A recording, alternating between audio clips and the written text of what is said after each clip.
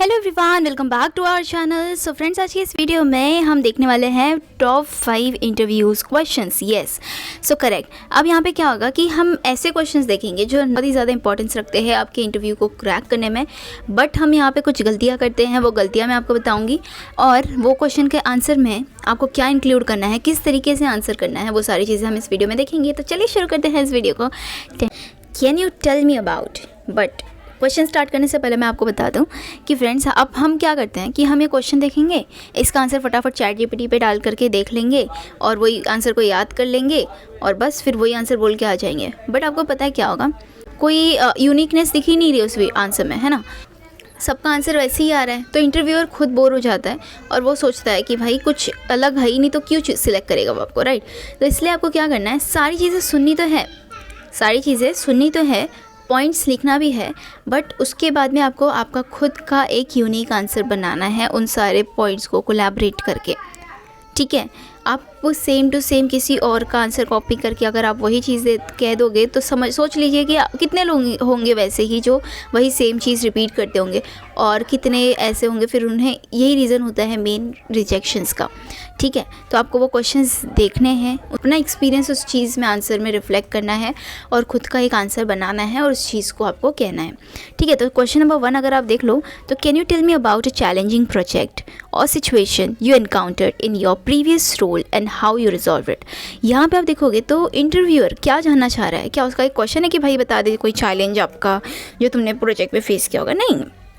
इतना सिंपल सी बात नहीं है इसके पीछे इंटरव्यूअर का एक इंटेंशन है। वो जानना चाहता है कि क्या कभी आपने चैलेंजिंग चीज़ों को और उस सिचुएशन को आप फेलियर की तरह उस चीज़ को वैसे ही छोड़ दिया या फिर उस चीज़ को ओवरकम किया, एनकाउंटर किया। अगर एनकाउंटर किया तो वो कैसे किया, ठीक है। तो आपको उस तरीके से इस क्वेश्चन का आंसर क्रिएट करना है। अभी आप नीचे देखोगे तो यहाँ पे कुछ पॉइंट्स लिखे हैं कि इस क्वेश्चन में वो इंटरव्यू क्या पूछना चाहता है, उसमें आपको अपने आंसर में क्या क्या इंक्लूड करना है।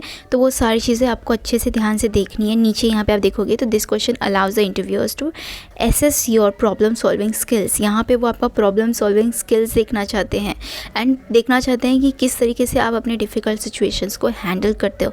तो be sure to provide concise overview of the challenges your approach. अभी इसका मतलब ये नहीं है कि आप चैलेंजेस पूछा तो आप भर के उसको बस चैलेंजेस बता दो, नहीं। चैलेंजेस को आपको कंसाइज वे में बताना है, जो ज़्यादा अच्छे से बताना है वो बताना है आपका तरीका, वो बताना है आपका अप्रोच जो आपने लिया to resolve that particular challenge और दैट पर्टिकुलर प्रॉब्लम, ठीक है। तो इस तरीके से आपको बताना है।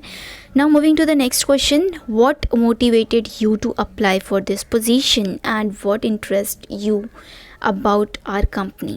सिंपल सी बात है, आप ऐसे उठ के अगर इंटरव्यूअर जानना चाहेगा ना भाई कि आप इस रोल के बारे में कुछ इंटरेस्ट रखते भी हो या नहीं, जानने के लिए क्वेश्चन पूछा गया है। तो इस क्वेश्चन में आपको ना सिंपली प्रॉपरली आपको अपना एंथुसियाज्म दिखाना है about the role and plus you should have the understanding of the company for which you are applying, right.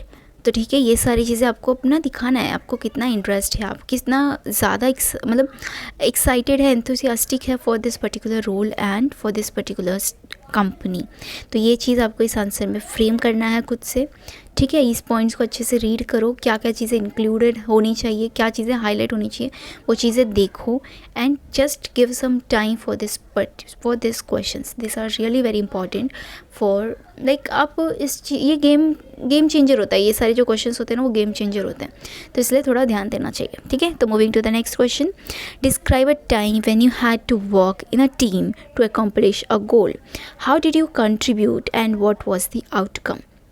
अब यहाँ पे ना ये देखो, ये सारे क्वेश्चन बहुत मीनिंगफुल है। अब इसमें भी ना आपको इंटरव्यूअर जानना चाहता है कि आप एक टीम प्लेयर हो या नहीं, आप अपना कंट्रीब्यूशन किस तरीके से देते हो और आप देने के बाद में उसका आउटकम क्या होता है, are you successful, like fail होता है या पास होता है, वो सारी चीज़ें। तो उस तरीके से आपको एक एग्जांपल चूज़ करना है जिसमें आपने एक प्रॉपर सिग्निफिकेंट रोल प्ले किया हो और अचीव किया हो, एक अच्छा सा objective you and your team has achieved.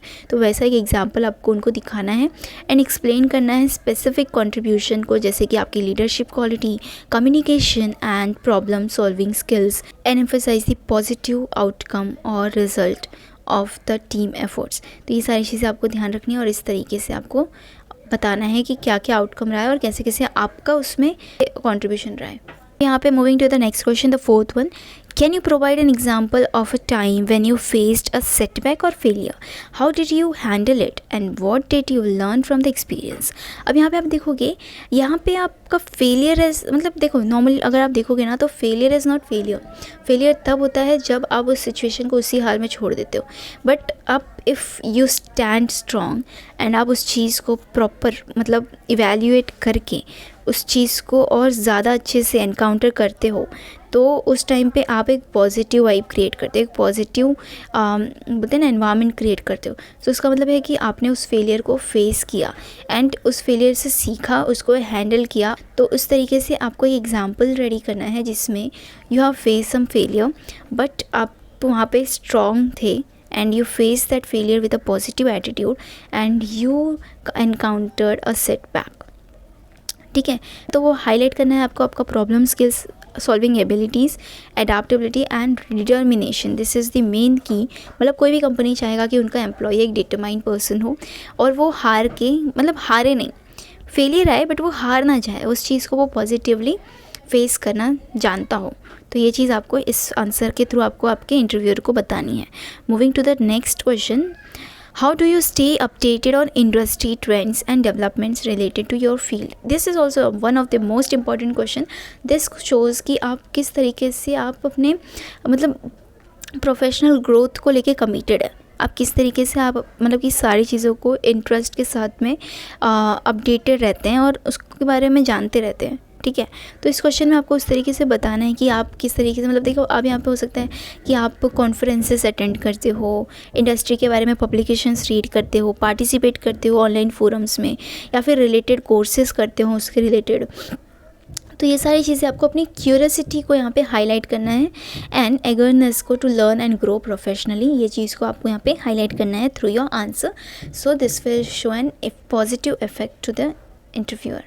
ठीक है, तो लास्ट में आपको बताऊंगी कि remember to prepare a thoughtful and specific example. ये आप ऑनलाइन देख लो, नेट पे देख लो, कहीं पे भी देख लो, you will not find you will find बहुत अच्छे आंसर्स, बट सोच लो कि वो चीज़ें बहुत लोगों के पास है और वो सारी चीज़ें रिपीट हो रही हैं. ठीक है, so please don't go for it. You just have to prepare, you just have to sit for at least एक आधा एक घंटा आप बैठ जाते हो और उस बारे में सोचते हो, तो आपका खुद का एक प्रॉपर आंसर आप खुद प्रिपेयर कर लेते हो और आपके पर्सनल एक्सपीरियंस पे, which will be with you for the long life time, है ना. तो उस तरीके से आपको करना है और प्रॉपरली. और देखो एक चीज़ और मुद्दे वाली जो मैंने आपको कहा था कि मैं लास्ट में बताऊंगी, एक बहुत इंपॉर्टेंट चीज़ है जो कि है कि आप अगर आपको ना आपके आंसर को मतलब एक बेसिक स्ट्रक्चर तो आप बना दोगे, बट आपको ऐसा नहीं कि आप उसी चीज़ को आप हर जगह यूज़ कर सकते हो. नहीं, इफ़ आप मतलब कि जो कंपनी के लिए जा रहे हो, आपको प्रॉपर उस आंसर को ना हर बार उस तरीके से मॉडिफाई करना होगा. इफ़ सपोज़ मैं एग्जांपल लेती हूँ, व्हेन सपोज़ आईटी कंपनी का, तो आप जा रहे हो फॉर ए जावा इंटरव्यू, मतलब जावा डेवलपर के इंटरव्यू के लिए. अब आप एज अ आईटी इंडस्ट्री आपको पता होगा कि यहाँ पे टेक्नोलॉजीज़ तो हर जगह बदलती रहती है. कोई कंपनी जावा यूज़ कर रही है तो कोई पाइथन, और उस तरीके से हमें अपने आंसर को भी चेंज करना होता है. ठीक है, आई होप आपको ये बात समझ में आ रही होगी. सो उस तरीके से आपको अपने आंसर को मॉडिफाई करना होता है as per the need of the company. So I hope आपको ये वीडियो अच्छी लगी होगी. ठीक है, तो मिलते हैं हमारे नेक्स्ट वीडियो में, तब तक के लिए बाय बाय.